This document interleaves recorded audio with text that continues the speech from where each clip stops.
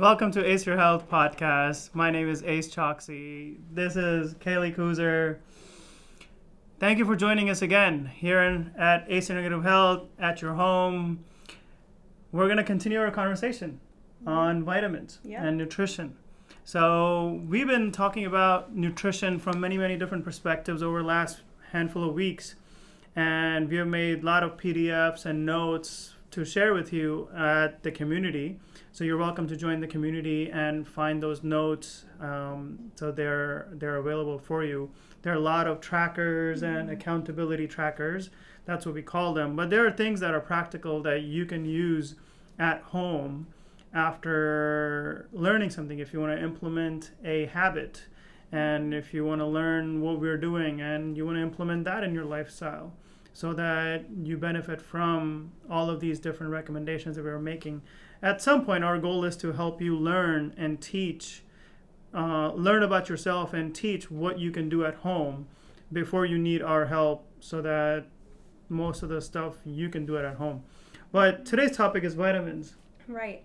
So this is a fun topic. I think everybody's a little bit familiar with vitamins. A lot of people think of vitamins in terms of, vitamin C, vitamin D, vitamin E, kind of those common ones that you hear tossed around a lot. But I don't think a lot of people really understand how they function or, understand where to get them specifically. So I kind of wanted to start diving into that so that people can get an understanding of what they need to eat, how they need to prepare it, what they should be looking for, and all of that info about vitamins. One fun fact that a lot of people don't know is that there are kind of two groups of vitamins. So some are water soluble, which means they have an affinity for water. Those are going to get flushed out of your system within a day or so usually because your body uses some, excess gets flushed out. And then there are fat soluble vitamins, and they can be stored in fatty tissues so they can kind of build up in your system. Those are vitamins like A, D, E, and K. And then water-soluble vitamins are going to be your vitamin C and B complex, so biotin, folic acid, or folate, and all of those. So that's pretty cool. Yeah. So you talked about water-soluble vitamins and fat-soluble vitamins. Now, in our body, we have, right, we definitely have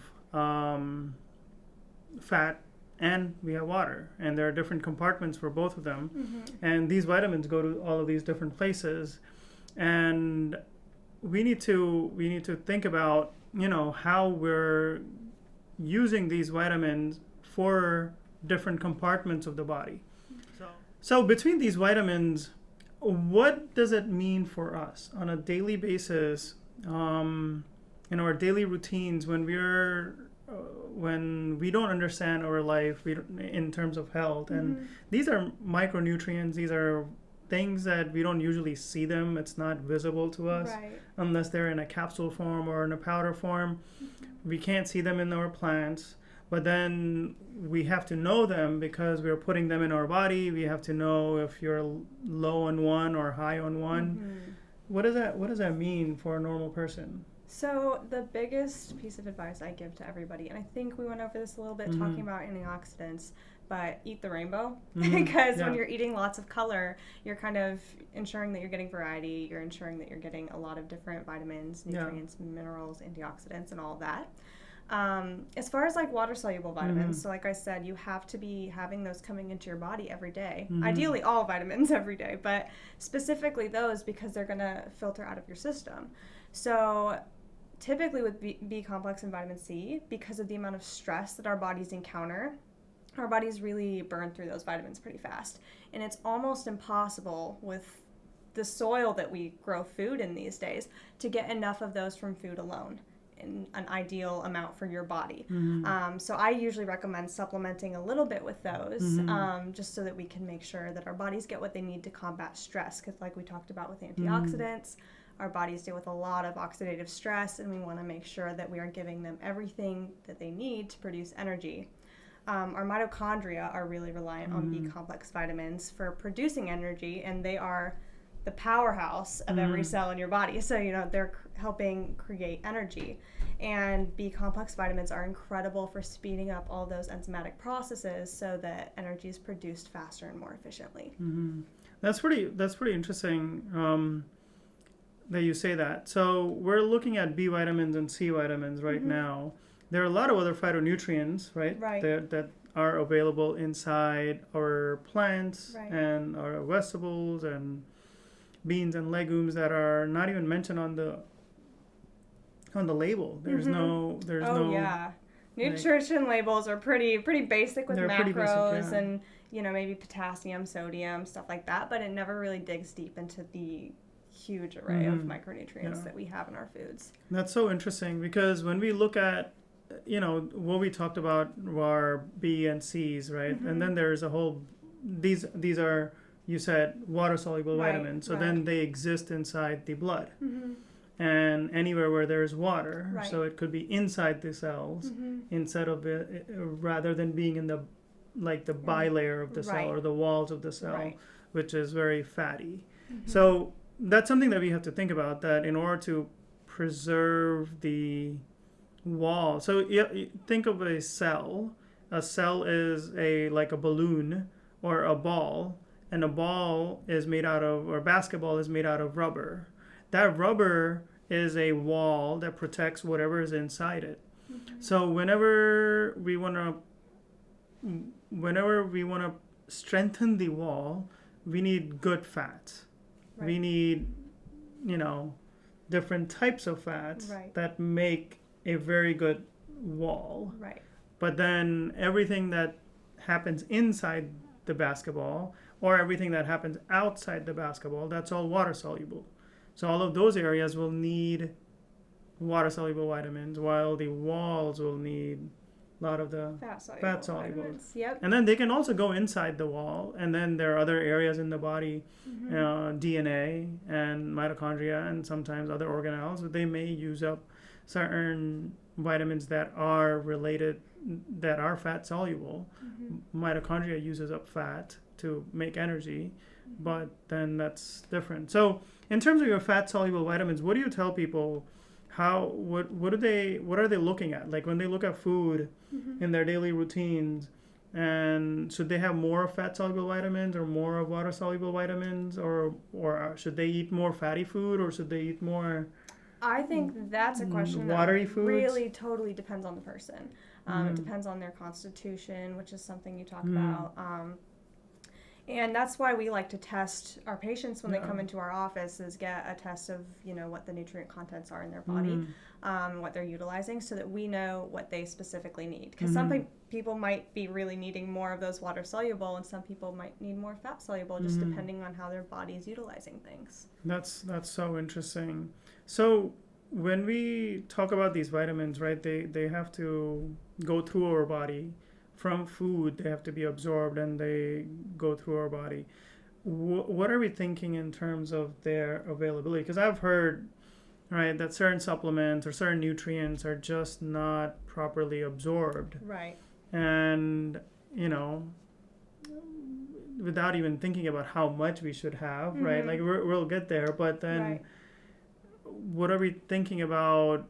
Do I need 100 grams because I'm eating them, or do I need 100 milligrams because I'm taking a capsule?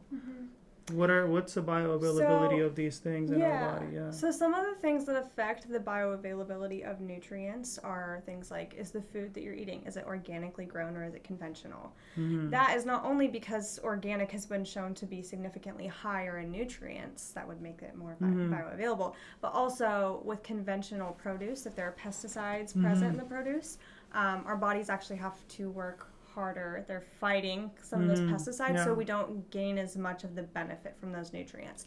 So that's why I always stress organic. Of course, you're not going to be completely without pesticides if it's organic, just because they get passed around in the environment, but making that change to minimize your exposure is super important.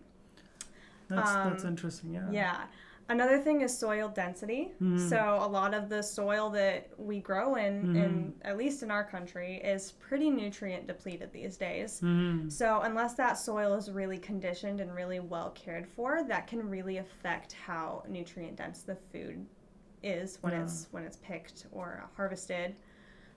So those are some things from the food perspective. And then your digestive tract function is super, super important. What's the transit time of digestion for you? That can affect how long you have to absorb. And then also production of digestive enzymes. If you're not breaking down food well enough, then you're not going to be assimilating those nutrients. A big thing that you can do to help that without buying a supplement is chew your food more. Something we all probably forget to do once in a while, but digestive enzymes are actually made in your saliva. So when you're chewing your food and chewing and chewing and chewing, you're adding enzymes that'll help your stomach to break down your food faster. A lot of people don't realize that. Yeah. I'm even one to chew my food faster than I should sometimes, and I'm like, oh. Yeah, I probably do that all the time, running around. Yeah. But that is so valuable information because, certain things, simple things, I think we forget them. Yeah. And, just the other day, I did I think yesterday or day before yesterday, I reviewed somebody's gut stool testing. And one of the things that keeps showing up, and this is something common that we have seen in so many people, and you know what that is, it's intestinal permeability. And a lot of times we will find undigested food particles in the stool.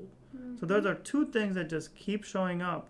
And that has to do with inflammation and the undigested food particles that are just flying through your gut. Or if your permeability is there, it's getting absorbed straight into your blood, and now you have undigested material. Exactly. So the digestion, as she said, starts in the mouth, right? So you got to chew and let those enzymes and enzymes come out. So that. And this is another thing on that topic. A lot of people love to make smoothies. I love to make smoothies because it's easy to, essentially shove nutrition down into your body quick when you're on the run. But it's also, if you have the time and the dedication, it's really good to chew your smoothies too. Because if you're just drinking it through a straw, you're not getting that, giving it the chance to mix with those digestive enzymes in your saliva. So it's really helpful to eat your smoothie with a spoon and not a straw, so that you're kind of chewing it. But yeah, that's always something that blows people's minds, is they're like, oh, I never thought about chewing my smoothie, but it's super helpful. Yeah. Yeah, it's kind of interesting. A lot of times I tend to leave my drinks or smoothies in my mouth just a little bit longer. Maybe let it sit there until you feel the taste of each thing that's in there, and then allow your body to at least recognize, right? Like tongue does have another function other than to make you, other than the taste, it helps you realize and recognize things. And when you recognize, you can react. So your immune system, your digestive juices, your enzymes, your entire gut will react based on what came into its mouth. If it's something bitter and you don't like it, you're going to react that way. If it's something that you like, you're going to react that way. So from that perspective, keeping something in your mouth and chewing it, allowing your body to recognize what it is, will send signals to your brain, and they'll say, oh, I know what this is. I need these type of enzymes to digest it. Let me release them. Exactly. And then that's what's going to come out in your stomach and do our. And then you're going to absorb those vitamins better. And that's the whole goal, is we want to make sure we're really assimilating the nutrients. Because what's the point in spending a ton of money on healthy organic foods if we're, scarfing it down and not absorbing anything? That's a lot of us, like, not only that we're pooping out undigested food, but we're also pooping out all the vitamins and nutrients that we're taking in. Yeah.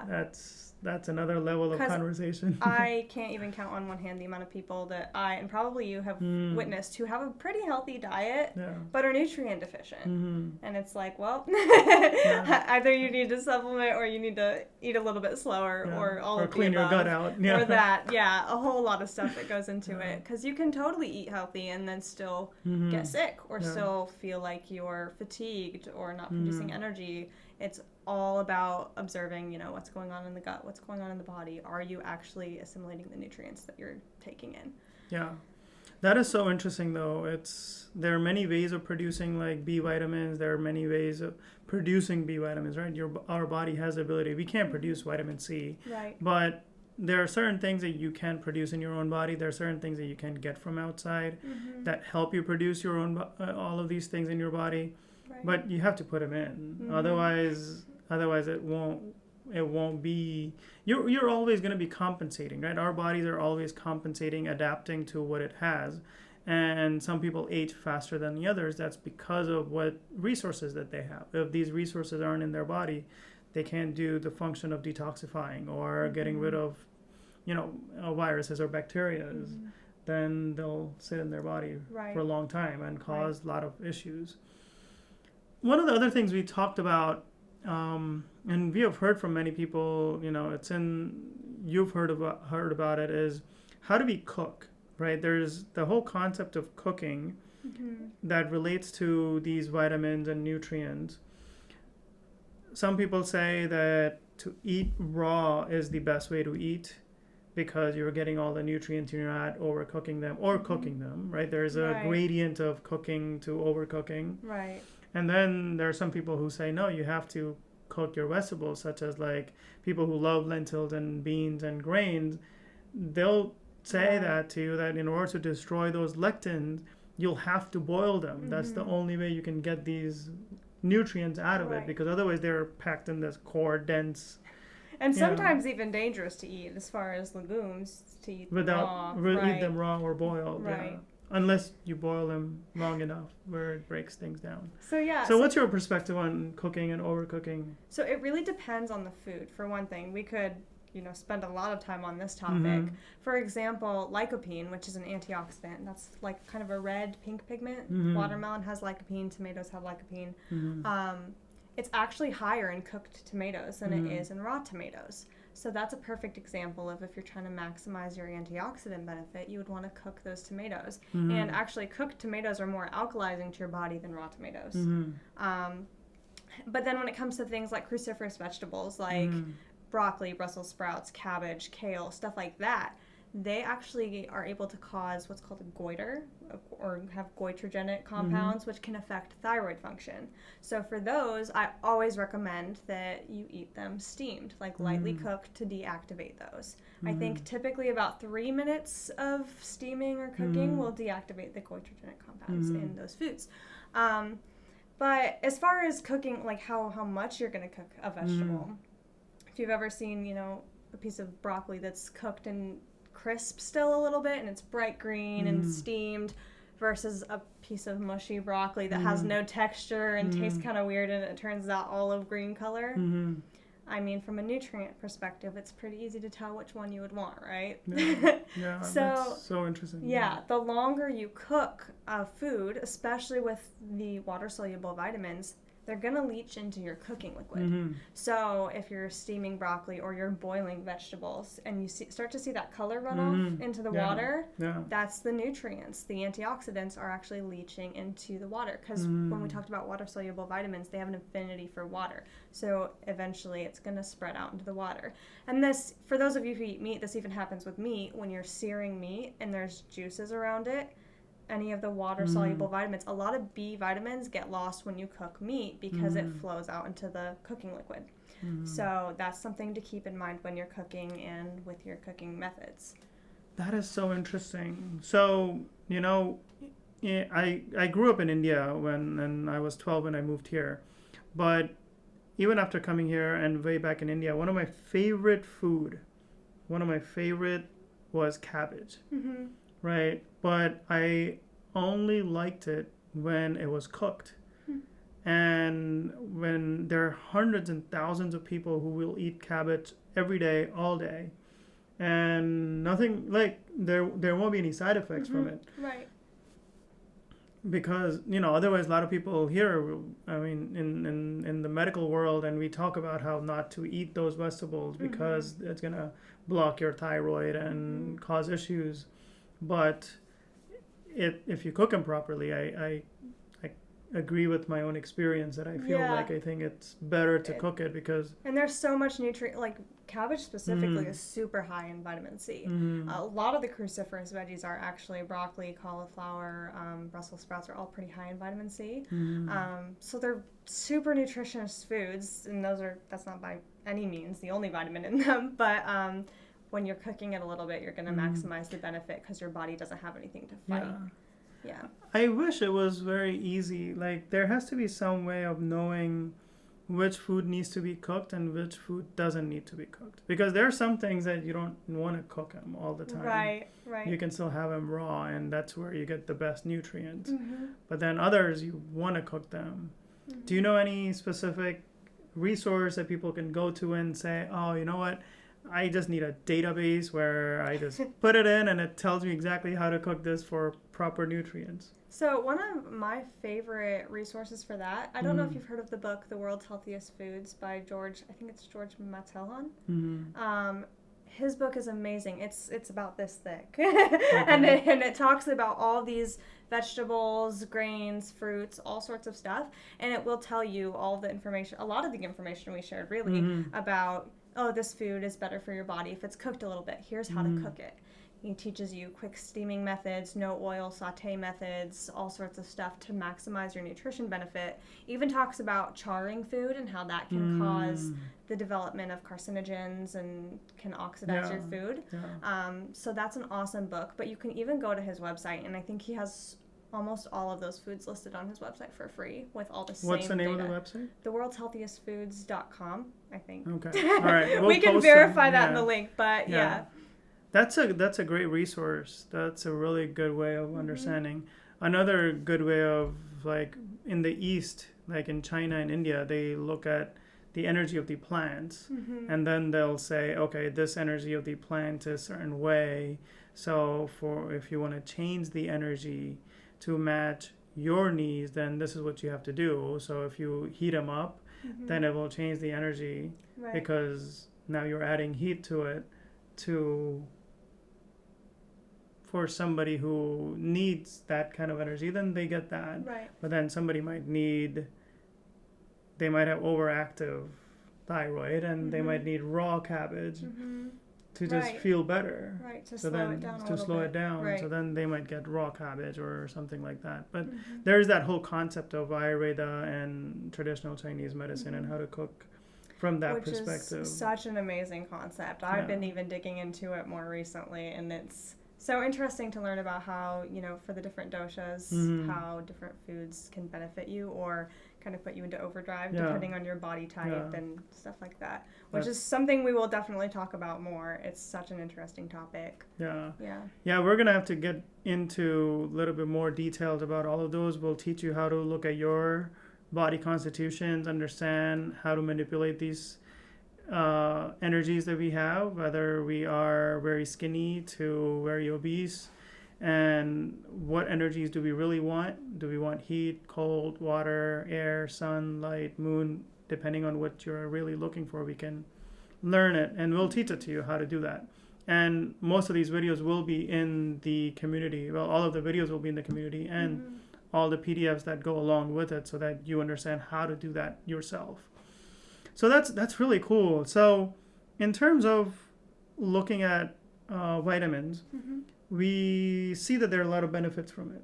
We see that absolutely sometimes we have to take supplements and supplement ourselves. Are there instances when they can be dangerous? Yes, kind of. So the thing is with vitamin toxicity, and this is something you can definitely find data on, studies have been done on this, there is information that's kept all over the place about it. Vitamin toxicity is very, very rare, and when it does occur, it pretty much always happens with fat-soluble vitamins. I won't say it's impossible for it to occur with water-soluble vitamins, but it's very difficult for that to occur just because they flush out. Whereas fat-soluble can kind of store up in your system. So this would be a situation where maybe you leave your kid unattended and you have a bottle of, say, liquid vitamin D, and they drink it all. Vitamin toxicity could happen because that is a fat-soluble vitamin, and they just took thousands and thousands of IUs, more than they should have had. And especially for body size, that could be dangerous. Typically, the symptoms are going to be things like nausea, dizziness, vomiting, those, pretty typical toxicity symptoms. But in general, it can be easily avoided as long as you're consulting with your physician or your licensed healthcare practitioner before you ever take a supplement, making sure that the dose and the product are safe, all sorts of stuff like that. And then another thing is vitamin A is one that there has been some attention raised as far as pregnant women. typically they say to avoid consuming more than 10,000 international units a day for pregnant women, just because a dose in excess of 25,000 international units has been shown to cause birth defects. So that's in pretty rare cases, but as a general rule, I always say watch your vitamin A if you're pregnant or you're hoping to become pregnant. That's really cool. Anything in moderation can always, most of the time, will be great. One of my great professors always said, he said, more isn't better, better is better. So I always love that, because sometimes we think, oh, that's good for you, I'm going to load up on it. And no, sometimes we need to be moderate, because there's a certain amount that is going to be best. Some of these vitamins, if you have, they work at a molecular level in our body, and they all have positive and negative charges. So we live in a balance of positive and negative. Too much acidity compared to too much alkalinity. So they're all working in a balance. So too much of any of these vitamins can definitely cause issues, because our DNA is responding to what goes in our body. So there are some studies actually that talk about people who are who have genetic defect for methylation. One of the genes is MTHFR. Right. They might need methylated vitamins, but that means that what about the other? So in the world, or in the U.S., there are somewhere about 60 to 70% of people who might have MTHFR mutation. Right. And that could be just normal variant in the community, but they can tolerate methylated or methylcobalamin or methylated vitamins or B vitamins. But then other people who are not who does not carry that mutation, if they take those vitamins, then it could predispose them to autoimmune disease or cancer. But then, so you could, if you don't get them, if you have the mutation, you're still at a risk. If you get them and you don't have the mutation, you're still at the risk. Right. So it's kind of a hit or miss. And that's why we always say, make sure before you start a supplement, because it's so easy to go on the computer and order a supplement and say, oh, this would be good for me. Always consult with a licensed practitioner, get a second opinion, make sure that you have an educated opinion before you make that call. Yeah. And we'll do our best to, teach you as much as we can. And, in our practice, it's always a practice, so we're always learning as well. But, testing helps us the most, right? Everybody wants to get treated based on symptoms. But, we are in a world that is scientific, and we have to prove things. So in order to prove it, we have to test them. And then we have to see the trends, how things are happening. So that is the best practice, to follow guidelines and to follow proper directions, and to work with somebody who has been practicing for a long amount of time, or a certain amount of time, where they feel comfortable treating and teaching you these kind of things. If you have any questions, please let us know. On every Friday, we definitely pray for you. And obviously throughout the week, we pray for you. But on a Friday, we ask that all of us, send our positive vibrations to the entire world. And we do it for our patients. We do it for all of you who have reached out to us, who let us know. We do it for all of people who work here, work together. We do it for the community, right? We do it for people who are in the community as well. So with that, if you have any questions, please let us know.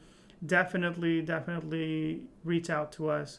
Like, subscribe, share, the deal.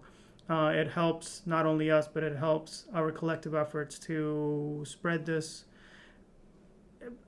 whole movement that we are trying to do into somebody else, right? Somebody else will learn something, it might benefit them, and we'll try to do our best that we can based on the science that we have available. All right, so something that we say to our audience and those who are listening to us, what would you tell them based on the topic today that they can go home and do one thing that would help them with their nutrition? So I think the biggest thing that we talked about that you can introduce today that doesn't cost anything is just taking some time and chewing your food. It'll do a lot in the way of assimilating your nutrients, digesting your food. If you're someone who's prone to bloating a lot after you eat, actually chewing your food can help with that a lot because you're getting those digestive enzymes that are going to help your stomach break everything down so much faster. So that's one really easy to implement thing that's somewhat easy to remember if you're conscious of it. So that was the biggest thing I could encourage you to do. Yeah, that's one absolute thing that I feel it's essential. Like, so somebody told me they chew your food the number of times, the number of teeth you have. So if you have 30 teeth, then you have 30 bites before you chew, like before you swallow it. I've never heard that. That's so interesting. Yeah, so I have 3 less, or God gave me 2 less, so I have actually 5 less teeth. So I only have to chew 27 times, right? Compared to somebody else who might have to chew 32. Right. I lost 2 and got 1 back. Lost 2 and got 1 back. So it's too much detail, but that's about my nutrition, you know. But yeah, and you have to breathe. You have to breathe to chew. Otherwise it becomes toxic food.